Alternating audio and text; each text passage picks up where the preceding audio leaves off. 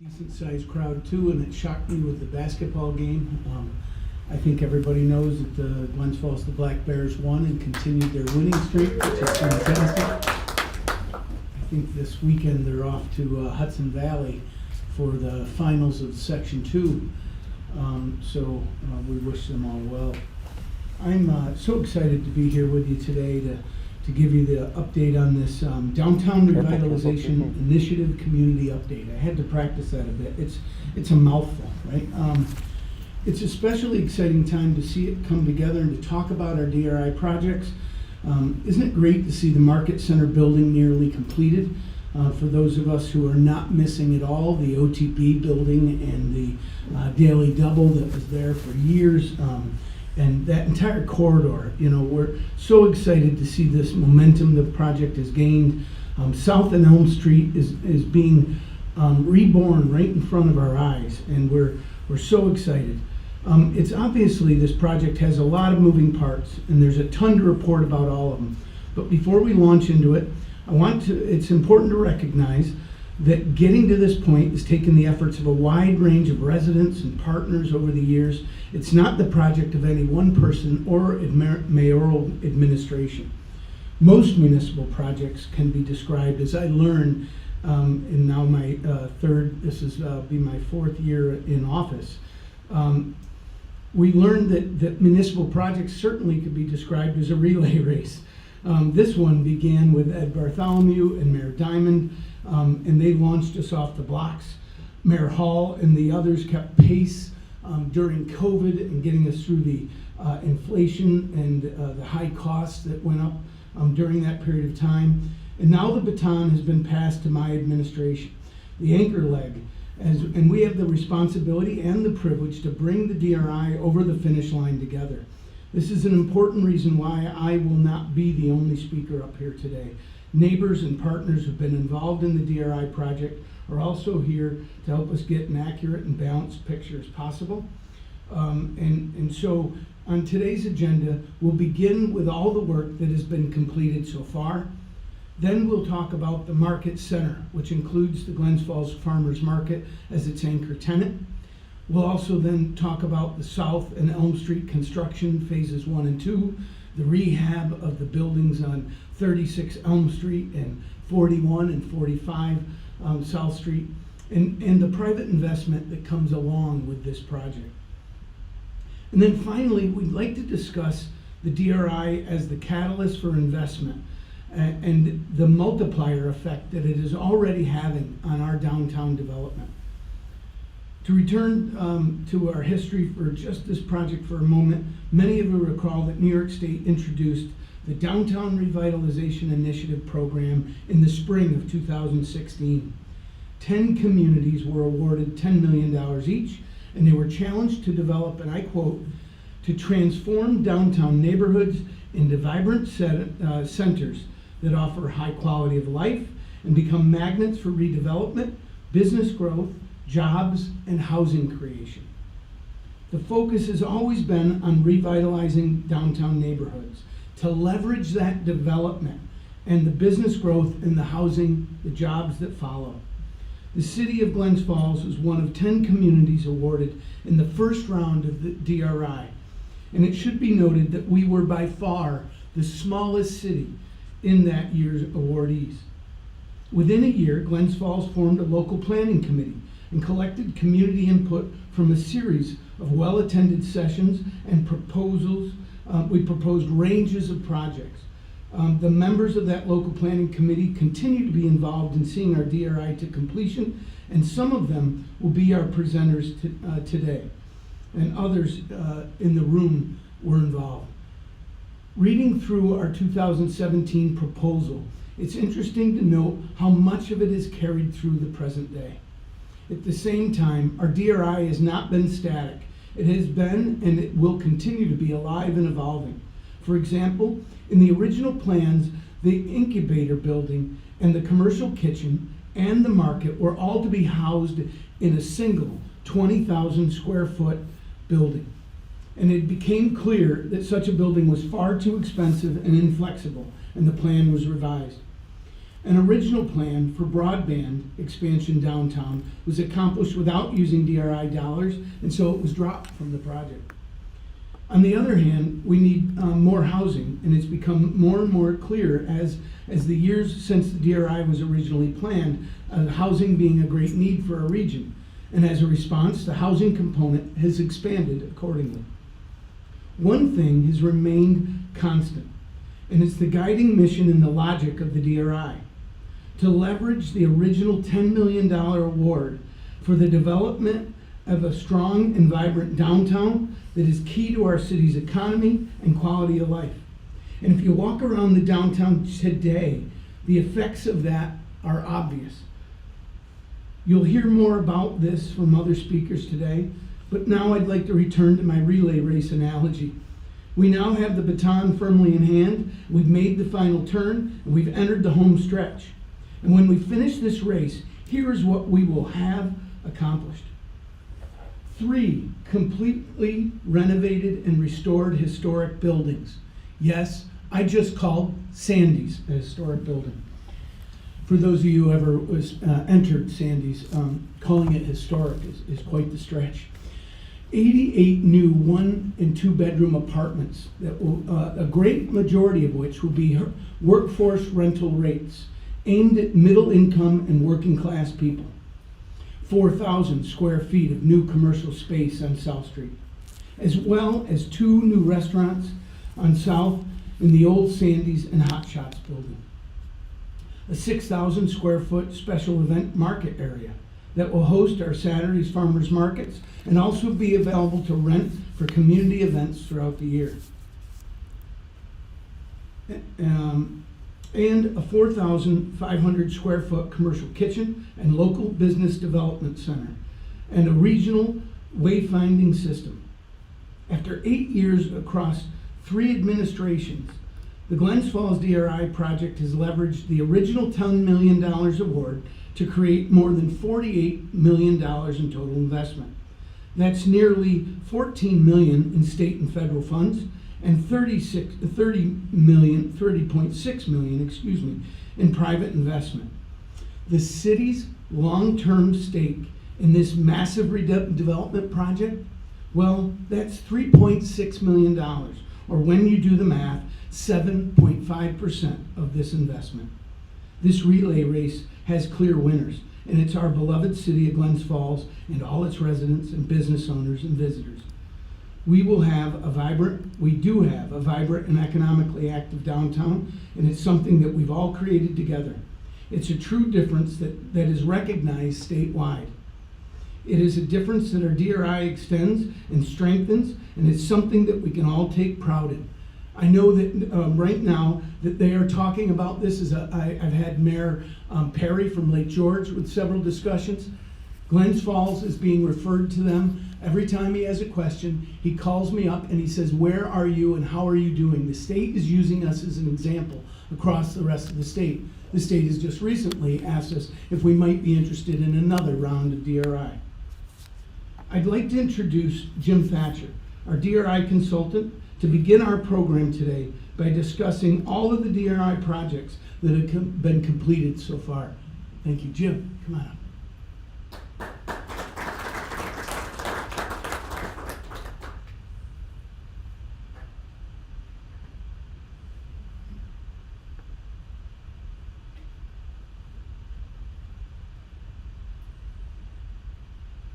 We might take a slight pause so Paul can maybe get the thing booted. Otherwise, I'm speaking with no visuals, which is fine.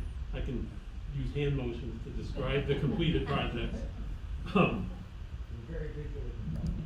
Yeah, it'll be even more visually compelling without slides. So, thank you, Mayor. As Paul gets the presentation maybe rebooted. As Mayor said, I'm Jim Thatcher from CT&L Associates. I work here in Glens Falls. And since 2020, I've been helping the city with the DRI administration and implementation. My role, if many of you don't recognize me, is because I bury myself in the weeds for the most part, helping the city unlock some of the funding through the normal bureaucratic processes to get the money back into the city's hands to pay for all these projects. So Isn't it great to be here today, especially after last night and all the puddles that I walked through to get here. Jim Siplon from Warren County EDC gave us a rousing pep talk last night at the end of the presentation. So I hope he does that again today. But thank you, Jim. We needed that last night. That was excellent. I have the easy part this morning for all of you. I'm going to show you several projects. I'm going to show you several of the DRI projects that are completed so that you get a sense of the impact of the initial state funding on our downtown and highlight some of the public and private investments you may not have even realized came out of the DRI. So one of the first completed DRI projects here in Glens Falls, anywhere in the state, we were told, was the relocation and expansion of SUNY Adirondacks Culinary School to 14 Hudson, which is also a fairly new building in the downtown. This state-of-the-art facility includes 2 commercial kitchens, a sit-down restaurant, Seasoned, classrooms and food storage areas to help train approximately 30 or 35 students every semester in culinary arts, food preparation and safety, and other restaurant-related management skills. If you have not dined at Seasoned, I would encourage you to do so. I've only done it once. It was a couple weeks ago. It was French night or French cuisine night. I couldn't pronounce anything on the menu, but it actually was pretty delicious. And you see with the window there, you can watch the chefs in training, and there's a lot of video monitors around, so it's a teaching kitchen and a demonstration kitchen, kind of all in one kind of cool facility. I understand that we have a representative from New York State Homes and Community Renewal here in the audience. I won't point him out, Jim Siplon just did, but Mr. Darren Scott, welcome. So I'm going to go through several slides of projects, DRI projects, actually completed with HCR funding. So it's timely and good that Mr. Scott is here with us today. If you didn't know already, the DRI 10 million was actually spread among 3 different state agencies, and HCR being one of those that had a primary role in this project, or these projects. So, building from the momentum created by the Arts District of Glens Falls, which is a collaborative group of arts organizations formed several years ago, the city worked with the Arts District to significantly ramp up the amount and impact of public art within our downtown. From simple projects such as sidewalk stamps and banners marking the arts trail, to the 3 new murals at prominent locations, it's easy to see how public art can add texture and vibrancy to downtown Glens Falls, while also celebrating the region's history and the spirit of our artistic community. We put the names of the artists on these slides just so they can get credit for the hard work they did with the designs of these murals. And we also thank the Wood Theater and 2 private building owners for hosting the murals, which is not something every building owner may want on their property. One of the artists, by the way, Hannah Williams, is local. I know there was some talk about artists from other parts of the country coming into the city. Hannah is local, and she's done a lot of additional work in several businesses downtown. If you kind of have an eye for that, you'll see some of her talents throughout the downtown and other venues. We know public art is important to revitalizing Glens Falls, but certainly so is fostering small business and locally owned businesses and cultural institutions. The DRI included funding for a Shark Tank type program known as GF Drive. Mayor Dan Hall was instrumental in the design of that program. And it was a business competition of sorts to attract new stores or professional offices to fill empty and derelict storefronts within the DRI, and the rest of downtown as well, as far out as Mid-Warren Street, where Mint Restaurant is now located. In total, with GF Drive, 13 businesses were assisted. I think you see the list there. Each owner was required to contribute 20% or more of their startup or expansion costs. And from projects as simple as a restaurant needing pots and pans or prep tables, to items such as walk-in coolers or desks and workstations like you see at WorkSmart in the former TD Bank building. Many of these businesses today are thriving. In addition to GF Drive, the DRI, again using HCR funding, Darren, provided financial assistance for 2 building facade projects, 19 Exchange Street, the former Rock Hill Bakehouse Cafe, and whatever it was way before that, and 220 Glen, which is Achenbach's Jewelers in the past, if you remember what those two looked like. Those owners matched the DRI funding from the city more than dollar for dollar. In case of 220 Glen, that was a substantial renovation by that building owner. And the DRI was also able to assist several nonprofits through the HCR funding with programming and marketing support, such as new websites, as well as 2 nonprofits with actual building renovation projects. So the Wood Theater last year replaced all of their HVAC equipment on their roof, massive condensers and whatever that stuff is that sits up on their roof, which they sorely needed from when they founded the theater back probably around 25 years ago. That was a $225,000 investment that received some DRI support from the city. And the Park Theater Foundation modernized their internet and network connectivity so they could streamline their online reservation process for their diverse performance schedule. Last, but definitely not least, and these aren't the best pictures, I apologize for that, we are all glad the long-awaited and sorely needed streetscaping project, which was through the Department of State, unfortunately Darren, HCR doesn't do as much with infrastructure like that, but this was completed last fall, making Elm, Exchange, and Park Street safer, more pedestrian-friendly, and matching the sidewalk lighting and landscaping you see in the rest of downtown that the city's worked on over the last couple of decades. This project was a long time in the making for those affected streets. And below the sidewalk and curbing work that you can see, well, maybe in a couple more days of 40-degree temperatures, you'll see it when the ice finally melts, the city invested in additional sewer and stormwater upgrades underneath those streets so that A, we didn't have to rip up the new streetscaping work anytime soon, and also just to ensure that your taxpayer infrastructure here is sound and resilient for as long as possible in the future.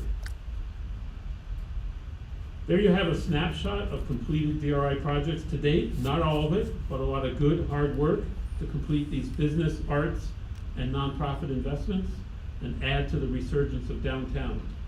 And to see what's next to be completed on South Street, I'm going to turn over to Jeff Flagg, the city's Economic Development Director.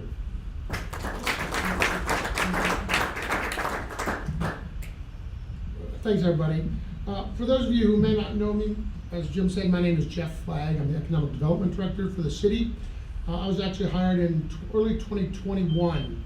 As the mayor mentioned, my predecessor, Ed Bartholomew, who sort of spearheaded this initiative,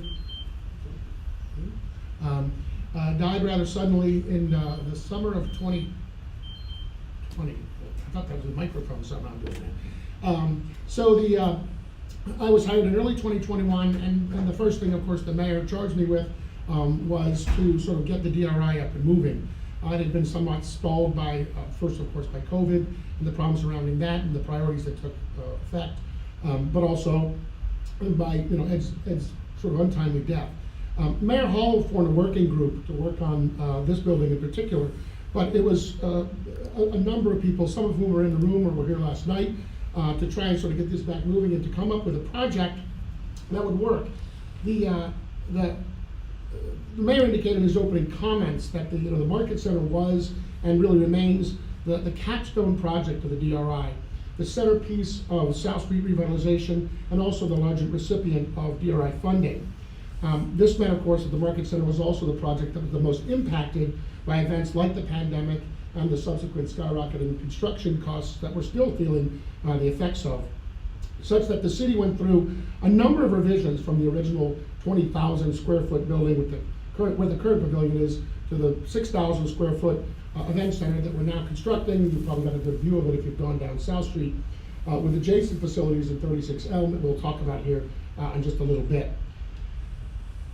It was sort of ironic that I think at least, that the real key to the truly transformative success of the DRI and the real opportunity to revitalize South Street at scale came when then Mayor Hall and Ed Bartholomew were given the opportunity to tear down several buildings and renovate others that were really dragging down the entire South Street neighborhood.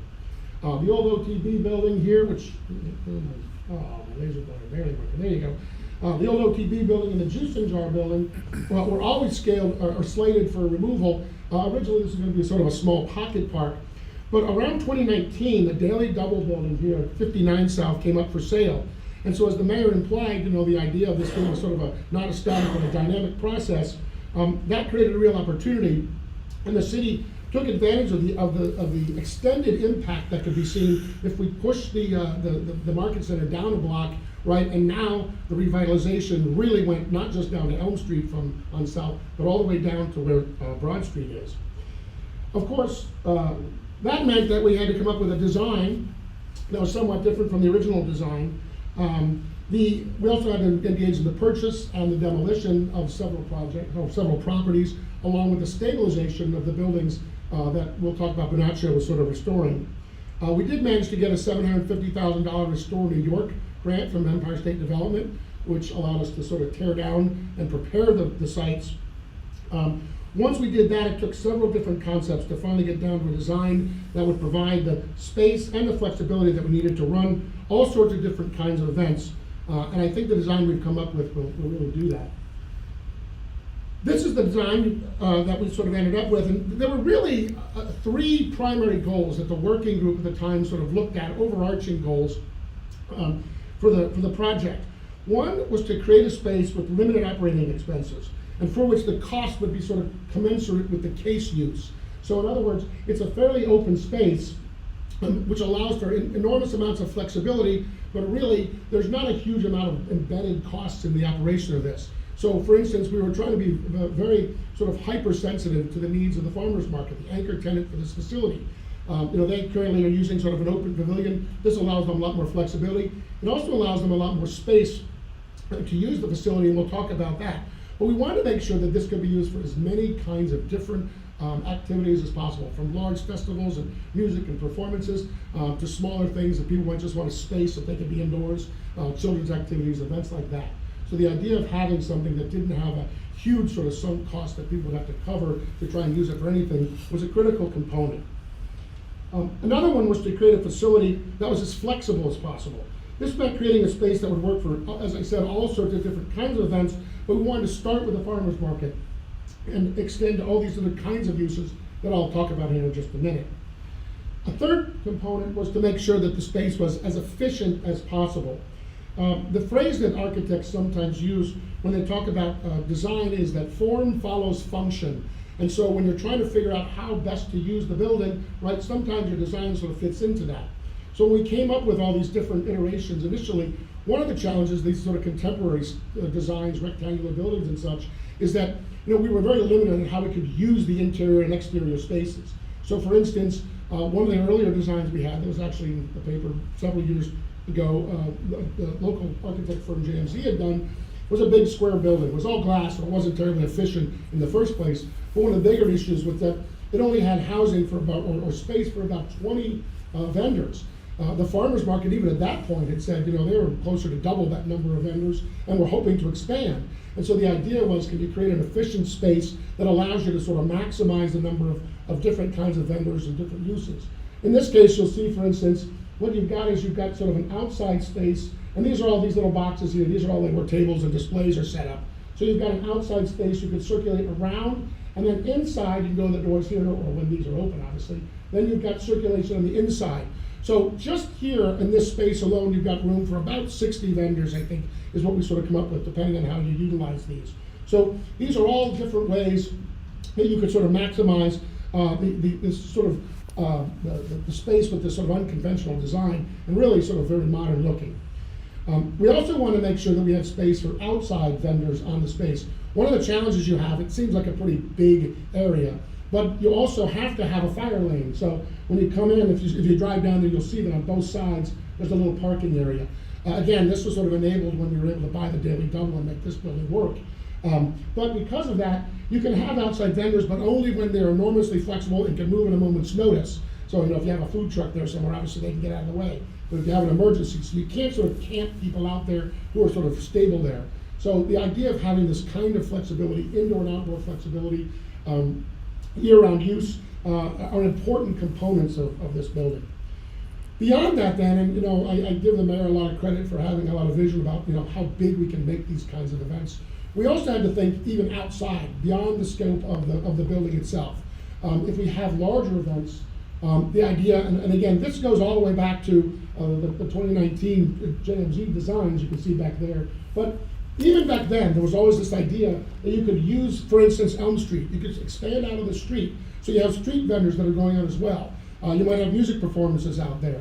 So it's a very easy task. I know people these days are a little bit put off by the fact that there's, you know, the streets are closed down around Elm Street. I think you'll be pleased once we get done with all this. But in the meantime, you know, the blockage of Elm Street, that one little block, perhaps on weekends or evenings, seems like a pretty small position for the kinds of events you could do.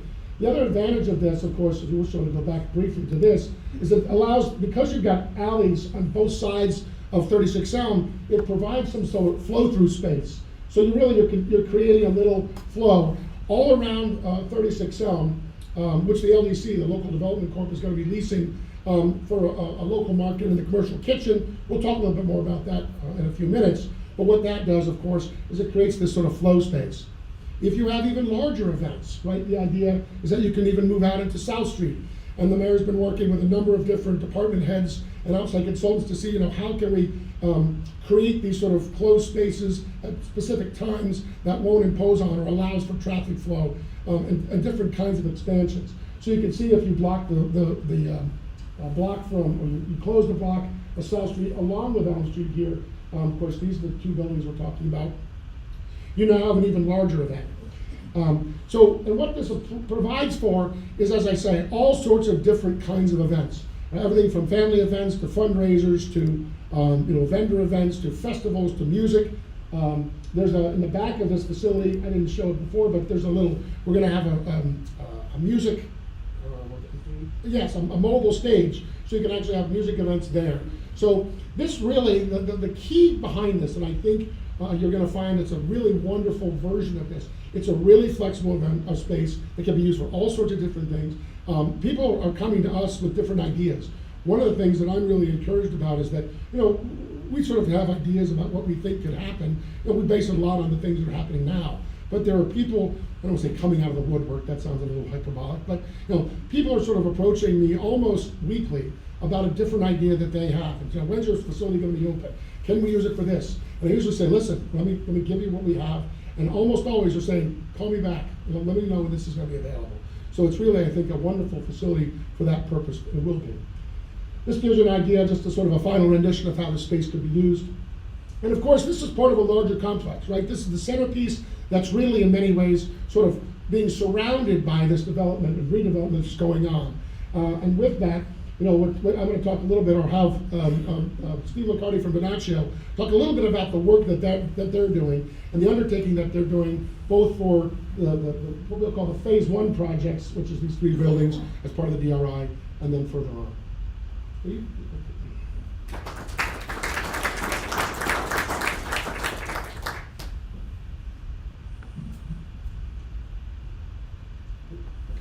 Good morning. Thank you, Mayor Collins and the City of Glens Falls, for extending the invitation to have us give a progress report to what we call Market Square, comprised of 41 South, 45 South, and 36 South.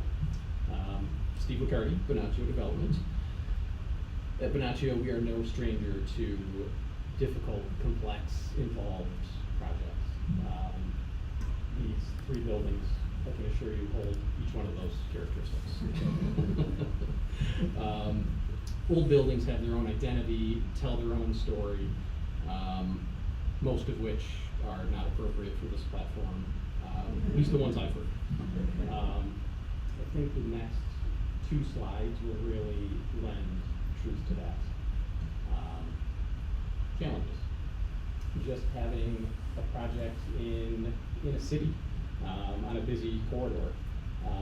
We've had to secure permitting to close Elm Street, to safely work on, both sides of Elm Street. Having alternative pedestrian routes in place to have pedestrians safely traverse, really South Street as a whole, with all the development going on. Really this slide and the next slide will, they really go hand in hand. Challenges and existing conditions. Mike Gestwick, a colleague of mine from Bonaccio Construction, was here last night, and he gave narrative to each one of these. So while I can take no credit for the next few slides, unfortunately he was tied up on site today, but it's just a good visual of opened up the doors, took the plywood off the windows, got the power turned on, lights came on. What in the world did we get ourselves into? Unfortunately, at this point, we can't go backwards. Forward movement only. So, the upper left is, I believe, 45 South. Below that is 36 Elm, the incubator building. One of our funding sources was historical tax credits, and doing that comes with conditions. You could also call them challenges. The tin ceiling, that is one of the conditions to be saved, renovated. So we've had to remove that safely, discern piles, what's actually reusable, not reusable, can we cut it up into pieces, and then just take stock of what needs to be replaced. Center picture is the roof of Sandy's. As you can see, just the years have not been kind to her. Just rot. So fast forward to today, that has a brand new roof. So hopefully will get us another 100 years. And to the right is our beloved Sandy's. On day one, when we opened it. That's what it looked like when it closed. Nothing changed from when it reopened. It's not so well lit. It had a healthy life, it looks like. And just some more existing conditions. Upper left, Sandy's as well, as we began to, just clean it out. Below that, a prominent feature of Sandy's was the eyebrow from South Street. That looks to be original covering. Once we got into it, much worse condition. Not really sure how it is still on the building. Since then, we've... It's actually on the top. Yeah, it's on the top, yeah. It's funny, nobody really recognized it. I think they made it so you couldn't see it on purpose. Well, please take notice. Since then, it's been reframed, completely covered in new roofing. Again, hopefully good for another 100 years. Center picture, that is 45 South, the facade that faces Market Center. Just extensive water damage through the years. So we've since resheathed that. That'll receive all new cedar look siding, painted in a historically accurate color. And then on the right, those are all windows of Sandy's in 41 South. Again, one of the conditions from the historic tax credits was the windows need to be replaced either in kind or restored. Turns out it's actually cheaper to hand restore each one of those windows, which we have since done. And they've been back in place, and I think just recently, within the past few days, we've actually begun to take the plywood off the windows from the outside, so should please take notice of that as well. And this is plywood. Yeah. We don't. Fast forward to really today, if you will. Upper left is the first floor of 36 Elm. future 36 Inc., the LDC space. When we started, we didn't realize how poor the condition the floor was in structurally. We had to, in essence, remove all the framing, reframe it from scratch, and it was roughly 6 to 8 inches out of level. Just was the ocean. So proud to say the LDC will have a structurally sound, flat floor. To the right of that is also 36 Elm, 3rd floor. You can see some of the framing starting to take shape, which is amazing to see from where we came from. And just some of the lower pictures, some of the mechanicals starting to go back in, some of the ductwork, some of the plumbing, electrical. And on the right-hand side is 41 South Sandy's. That is the new entry to the residential units on the 2nd and 3rd floor. That was actually never in place when we took ownership. So that's been recreated from new. The residential vestibule will be in the center of the building with commercial space on either side. And then this is a high-level, broad stroke project schedule. We began early October 24. What we call stabilization is really where we're rounding that phase out currently. We've just really completed all of our hazardous material mitigation, mold, asbestos, lead, just peeled back the layers of time. Really, we're back to a structurally sound baseline. Now the fun begins. Now we can actually follow our building plans. We have a roadmap to follow. That's exciting. Now we have a path forward, followed by finishes, and then we anticipate in early fall of this year wrap up. And I think the next slide is just some visuals of really the finished product, some renderings. So Steve, if you take a look at the photo on the left, you can see the eyebrows. Your partner showed them to me yesterday. Yes. Right. That is Sandy's eyebrows looking out on South Street. And there's actually 2 of them. So Yes. Yep. Thank you. And this is just a good bird's eye view of both of our projects. Phase 1, which I mentioned, is 41, 45, and 36. And I haven't mentioned much about our phase 2. We are working very closely with the state to identify a closing date, and that will allow us to break ground. We're hoping early spring, but again, I don't really have much to offer yet. Hopefully in the very near future. But that building, it's a 70-unit true affordable housing, mixed income, mixed use. There's a small commercial space on the lower level with a South Street facade. And I believe that's a good segue for Judy Calogero for 36 Inc. involvement with LDC. Thank you.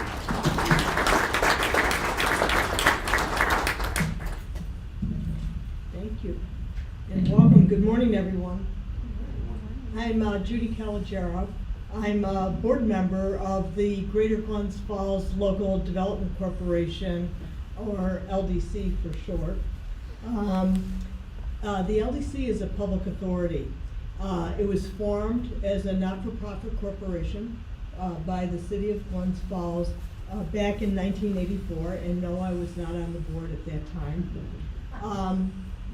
The board is governed by a group of board of directors, and we're selected by the mayor and the common council. Most municipalities in the state have public authorities like the LDC, and we're required to comply with other state rules and public authority requirements, the Public Authority Accountability Act, in addition to the direction and guidance that we receive from the common council and the mayor. Here in Glens Falls, the LDC was formed to promote economic stability and growth and development of private sector employment. The day-to-day management of the LDC is led by Glens Falls City employees, including Patrick Dowd, Jeff Flagg and Suzanne Scott, who are all here with us today. The LDC, since its beginning, has been supporting numerous retail, commercial, and industrial enterprises here in the city, and has helped to bring federal, state, and private resources to our community. And also, we've taken ownership and control of buildings and land when necessary, including 36 Elm. And the mayor's asked me today to talk about 36 Elm, and he asked me also not to talk about housing, which I would usually talk about, or the things that I did at Sandy's, so I won't get into any of those things. But the LDC ended up taking control of ownership of 36 Elm at a very difficult time. It was at that time a brownfield, and so a lot of what Bonaccio is dealing with are things that we knew about going back to that time, and when the brownfield was reviewed and those contaminations were removed. It initially had been a building that was planned for countywide development and involvement, and I think at even one time the EDC and Queensbury were involved in that, and that pretty much went away when we determined the brownfield existed, and that's when the city took control and took ownership of that property. I'm gonna take this and show you a few other slides. And so I've been talking, as you know, this is 36 Elm. And the importance of this for this project, because of the lot size and the design of the market center, was not going to be sufficient square footage to space for the amenities and services that we wanted included as part of that project.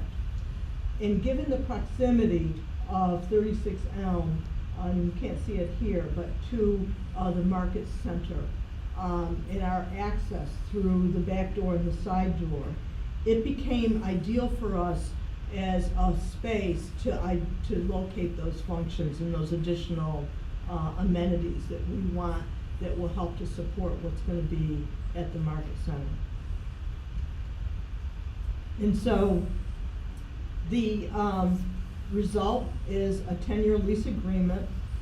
As you know, Bonaccio has purchased 36 Elm from the city, and they now own it and control it. But we, as the Greater Glens Falls LDC, have agreed to a 10-year lease agreement to take control of the first floor and the basement space for storage at 36 Elm. And consistent with our other plans for the overall DRI project was for mixed use. And so the upper floors are residential with this commercial business development incubator on the first floor. So again, consistent with our city's plans for mixed use in this area.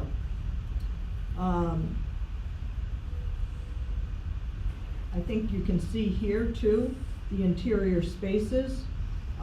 This is a wide open design that's very consistent with the design that we have for the market center as well, and supports that.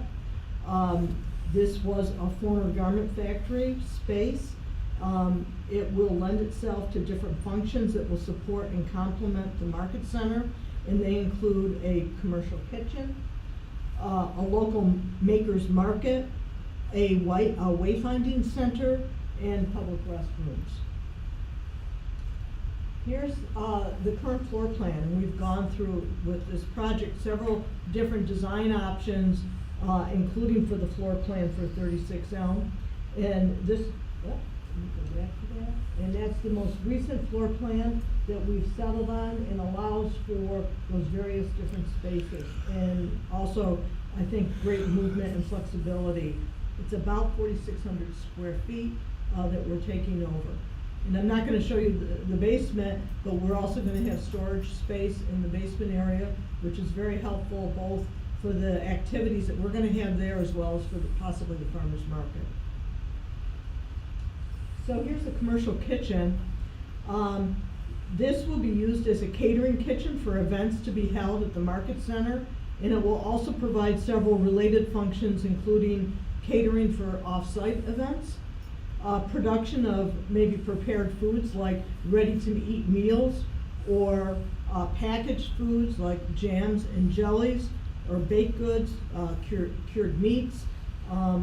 It could also be a teaching or a demonstration space or kitchen, including for SUNY Adirondack if they needed more space than what was available at Seasoned. And it could also be space for the farmer's market or other city vendors, including those looking to launch a new product. So very consistent again with our plan for this to be a business incubator space. So let me go to the market space here. And so this is another function of the space. It's gonna support regional goods, including food from the farmer's market. And so on Saturday, after the farmer's market shuts down, if some of those vendors have foods or items that are left that they don't wanna take back with them, they could take to the Business Incubator Center and could be available for sale at that time during the week. And we've also started to work with the Taste New York and Cornell Cooperative Extension, which manages Taste New York. And the Greater Glens Falls LDC, as much as we've been around for a long time and we're very excited to being involved in this, we would like to have assistance with someone like Taste New York and Cornell Cooperative Extension, and they've been doing this for a long time and all over the state. They're very familiar with running and managing these types of facilities. I'm showing you pictures right here of two such facilities. Many of us may know more about Taste New York at places like Exit 18, which are small and not managed. But these two facilities that I'm showing you here are much larger. They're not just at people for driving by and stopping while they're getting gas or something or checking in to go to a restroom.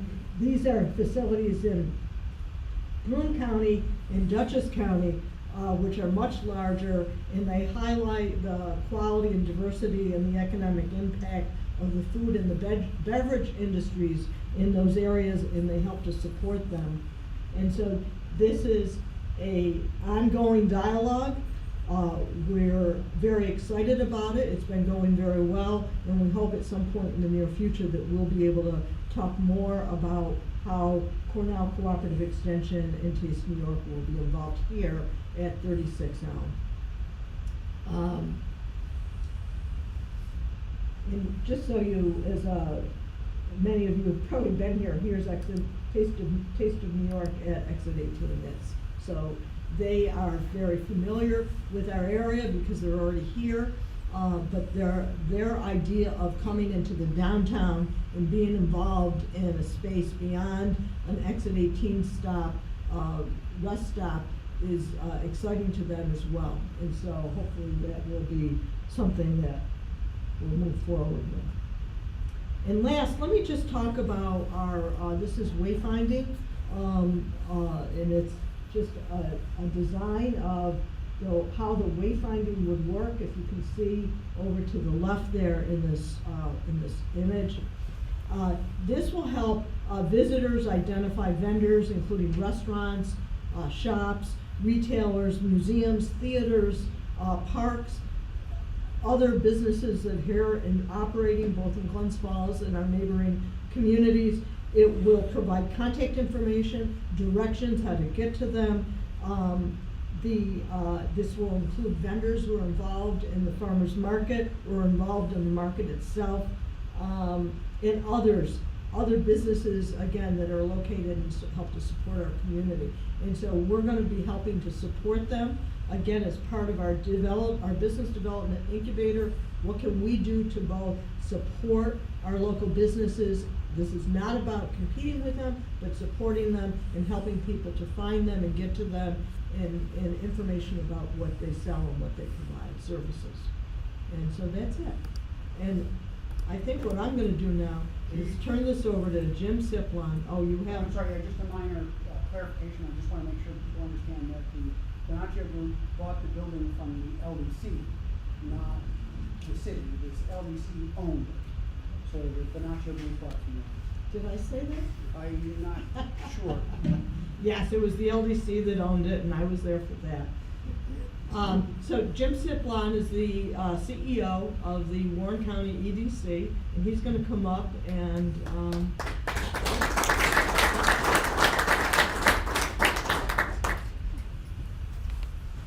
I gotta tell you, it's early in the morning, I've had my coffee, but this is a sedate place, and it shouldn't be sedate.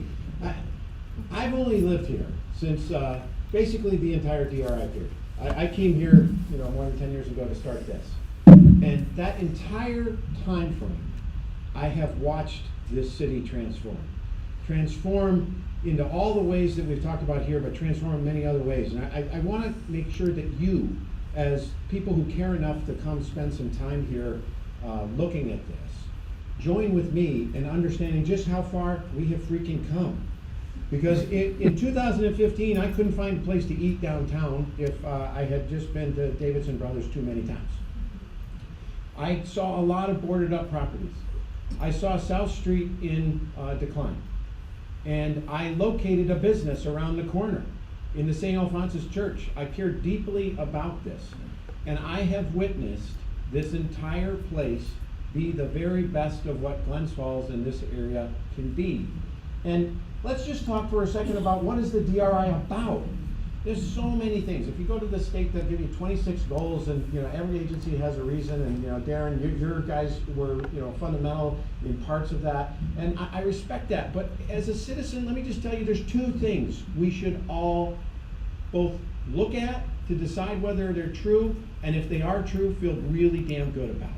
The first is our town, is our city center better than it was at the time that we initiated this? Go back, close your eyes, and remember what 2015 looked like. We were only 5 years removed from one of the greatest economic 2-year downturns in American history. Price of everything, commercial real estate, residential real estate, was in decline. We did not have an active business community, we had a retreating business community. We were holding on. Now, open your eyes, walk downtown, and tell me if that's what you see. The eye test is all you need to know about whether or not this effort was worth it. Is this worth celebrating? Of course it's worth celebrating. We are the pinnacle of what this kind of investment from the state is supposed to represent. We have made this place better. We, all of us, not just, as the mayor said, one mayor, one figure. I mean, there were some big figures. Ed Bartholomew was certainly instrumental in all of it, and I think of him every day when we talk about this. But literally hundreds of people have been involved over that period of time, which is another aspect of what makes this so great. But here's the other part, is the business guy here in this discussion. The state invests money to create further investment. Leverage is what they call it. And as a business person, we're always looking for a return on whatever investment we make. Let's go back to those numbers that the mayor shared. The state put up $10 million, although, as I said last night, it's a little vexing, because they kind of hold the $10 million out on the end of a string, and then you have to kind of run to get to it, and you're not quite sure if you've ever really put your hand on it. But there was $10 million that was pledged, okay? And we started chasing after that $10 million. And what came after that? More than $40 million worth of other investment. If you could find any enterprise where, for the state's return on investment, they were able to generate that kind of return, they would execute that model again and again and again. And if you look at it from the city's perspective, I'm tired of hearing people complain about this. They put up $3 million and they got $50 million back. I will go after any administration that generates that kind of return for my tax dollars any day. And it wasn't one. It wasn't just Mayor, our current Mayor, Mayor Collins. It was 2 or 3 of them that saw the potential here and did this work consistently, which is another thing that I really think we should take stock in. Great things are hard. They take a long time. That is not a criticism, that is a form of character. To stay committed to something for 10 years to generate this kind of return is not something that every community in today's polarized political environment is up to. They find ways to kill it. They find ways to say no. They find ways to attack each other. We did not do that here. And what happened? we've covered all of this. Yeah, well, here's some stuff maybe that we haven't covered. All right, there are benefits to this that go beyond just the pure numbers and the businesses that we see on South Street. And I will tell you, we are full-throated participants in this. The EDC 3 years ago moved from our home over in the Travelers Building to put ourselves on the second floor of the Empire Theater Building, and we have watched over this redevelopment of South Street from that place. And if you want the best vantage point for it, come up to our offices and look out the window. Every single day, it's like watching your toddler grow up. It's literally one of the most uplifting things you can have, and it's something we did intentionally because anyone who has an interest in moving here, developing a business, growing or expanding a business, comes to our space and sees not only what is happening, but what is possible. We punch above our weight. As the mayor said, we were the smallest city to have the audacity to apply and then to believe that this works for us. And then we've made it work spectacularly well. I see businesses every single day who come to us because of the momentum that has been created by this concerted effort over the last 10 years.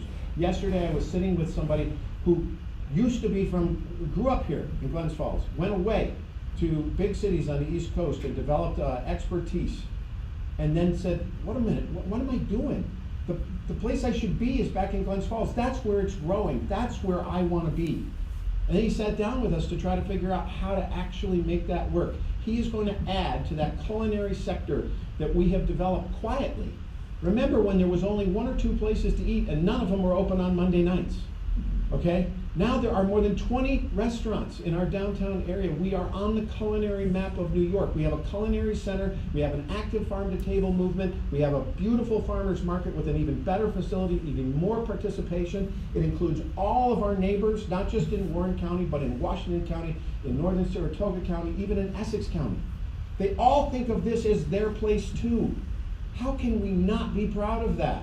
That is better than many of our neighboring communities that we think have these things, but actually don't have the concentration that we've created. And every day, there are people here coming to take advantage of some of the things we didn't talk about. Jeff Flagg, and I helped him a little bit with this back in the day, put an indoor farm in downtown Glens Falls. Yesterday, we were talking to somebody who specifically said their business has an interest in coming here because of that. There's no town, there's no city in New York that is thinking about these things this way. And none of it was in the charts that you saw that were direct investments associated with the DRI, but all of it is coming as a result of it. And on the arts side, and I see a bunch of our arts people here, Tracy from the ATF, the Wood Theater. Emily, yeah.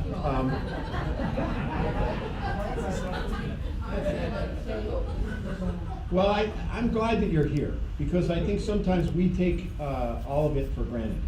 We have a cultural center and hub here that is unlike any community in our part of the state, and quite honestly, like so many other things, punches way, way above its weight. And you can see some of them. You know, we mentioned the Adirondack Theater Festival. It's been around for 30 years, and we sometimes forget the fact that we literally launch things to Broadway, and we have an active pipeline between us and New York City that goes on every summer. They're increasingly ambitious about their connections and creating an even more vibrant theater community here and creating opportunities for people throughout the entire region, but we're already on the map. And of course, we use the Wood Theater, which is another example of revitalization in downtown and generating enormous return over a long period of time. And there's an interaction between the two because the DRI actually helped renovate parts of the Wood Theater. Now that pays returns to us because there are people who come from all over the region to participate in life in Glens Falls because of the connection of the arts together with public investment. There's all the other things. It's the smallest town in anywhere that has a full-time symphony. Okay, you can't find one in Saratoga. You can barely find one in Albany. We all know the symphony. We all connect with the symphony here. We think of it as ours. Not every place has this. And the investment that we've made in South Street will continue to increase this. In fact, one of the things we want to talk about is SUNY and their commitment to come downtown. I remember talking to Dr. Duffy at the early days. She was trepidatious about it. You know, it's hard, like we gotta figure out how people are gonna get back and forth. And it's not really my campus, I don't really have control of it, I'm sure it's gonna cost us more than you think it is. All of those things, by the way, were true, and it was a spectacular decision to commit to it. We have every day between 30 and 50 people who are making the trek back and forth into downtown and creating connection between that part of Queensbury and Glens Falls. It helped us actually get CDTA into the merger that they created to create even more mass around public transportation. The fact that we'd already made these kind of commitments allowed them to see that there was even more possible. And in fact, SUNY is doubling down. And I don't know that I'm supposed to say this publicly because I don't think they've signed on the dotted line, but they are ready to take more space downtown to increase even more of their presence here. Having students from SUNY who come from all over the state be in our downtown area is a home run for everybody.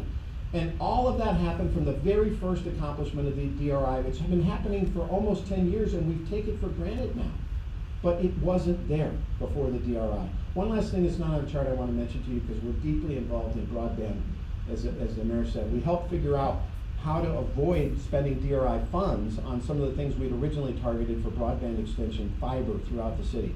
The fiber already exists throughout the city, and in fact, Glens Falls is the only place in Warren County where you can buy fiber connectivity from more than one carrier. And we are on the cusp of having that same choice available to residents. All of this happened because of the momentum of the DRI, because of the commitment of municipal and community people together that said, we are going to grow, we are going to invest.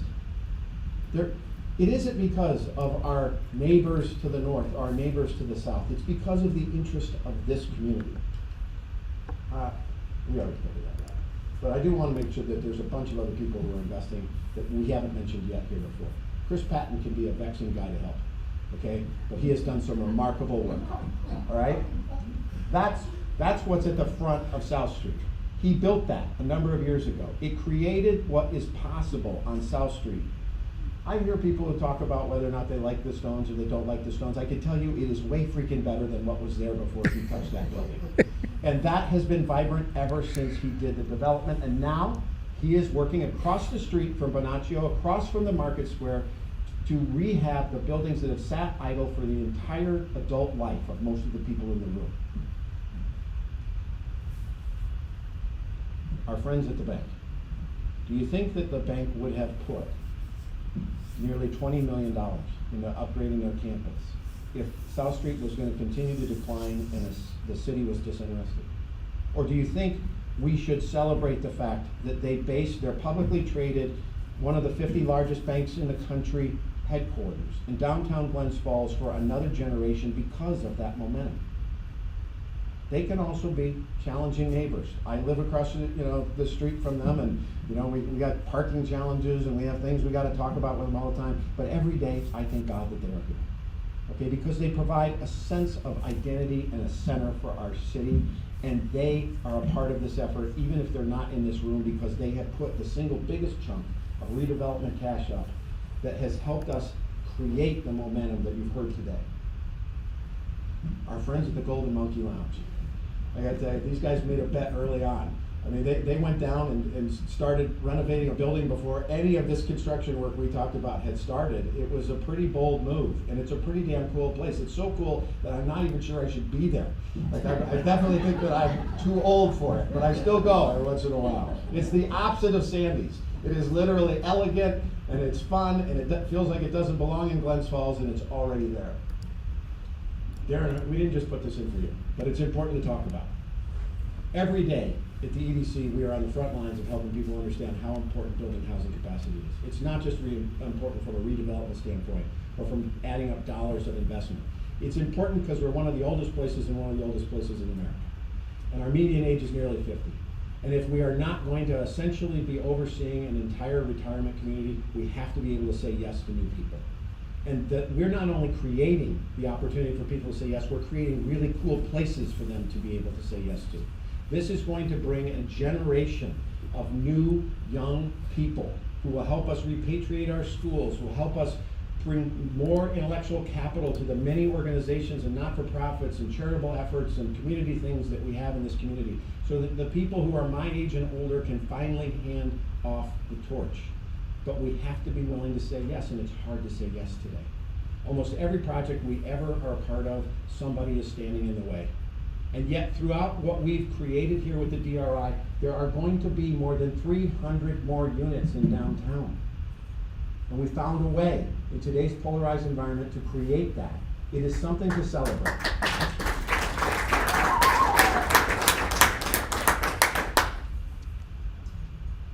I'm going to turn it back to the mayor, but I want to make sure that everybody walks out of here and takes the time to tell 2 or 3 other people about the fact you should have gone. You should have gone because this is a damn good thing. I have had my own set of issues with different decisions that were made over the 10-year period. I was on the original committee, okay, and not everything went the way that I thought it should. But if I stand back and look at some of the things that have happened in my professional life, and I've been a part of some really big things, there is nothing I am more proud to have been a part of than this effort, and to be a part of a community that cares so deeply, to be committed to something for 10 years and produce all the outcomes you heard today. Make sure other people know it too. This is a good day. Mayor.